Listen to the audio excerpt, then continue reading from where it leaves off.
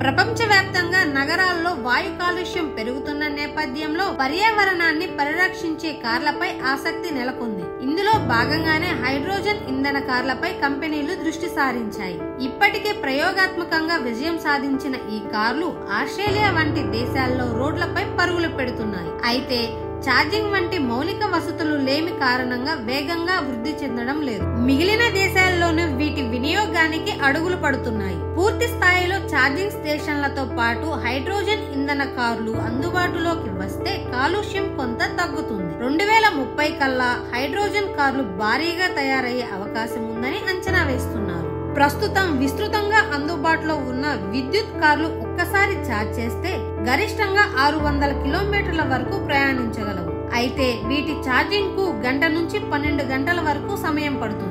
Hydrogen కార్లకు 5 నిమిషాల్లో charging చేయవచ్చు. కర్బన ఉద్గారాల వంటి సమస్య ఉండదు. ఒక్కసారి ఛార్జింగ్ చేస్తే గరిష్టంగా 900 కిలోమీటర్ల వరకు ప్రయాణించవచ్చు. హైడ్రోజన్ ను ఎలక్ట్రోకెమికల్ రియాక్షన్ ద్వారా ఇంధనంగా ఫ్యూయల్ సెల్స్ మారుస్తాయి. ఇందులో హైడ్రోజన్ ఆక్సిజన్ రియాక్షన్ జరుగుతుంది. ఇది విద్యుత్ ఉత్పత్తి చేస్తుంది. తద్వారా కారులోని విద్యుత్ మోటార్ పనిచేస్తుంది. హైడ్రోజన్ ఇంధనంగా వాడే వాహనాల నుంచి నీరు, ఆవిరి, వేడి మాత్రమే వెలువడతాయి. హానికారక గ్రీన్ హౌస్ ఉద్గారాలు వెలువడవు. ప్రస్తుతం హ్యుండై, టయోటా లాంటి కంపెనీలు ప్రయోగాత్మకంగా హైడ్రోజన్ వాహనాలను ఉత్పత్తి చేస్తున్నాయి. అయితే ఇవి వాణిజ్యపరంగా కాకుండా డిమాండ్ ను బట్టి తయారవుతాయి. అంటే రోజువారీ అమ్మకాల్లో లేవు. 2030 నాటికి పూర్తి స్థాయిలో ఇవి అందుబాటులోకి రానున్నాయి.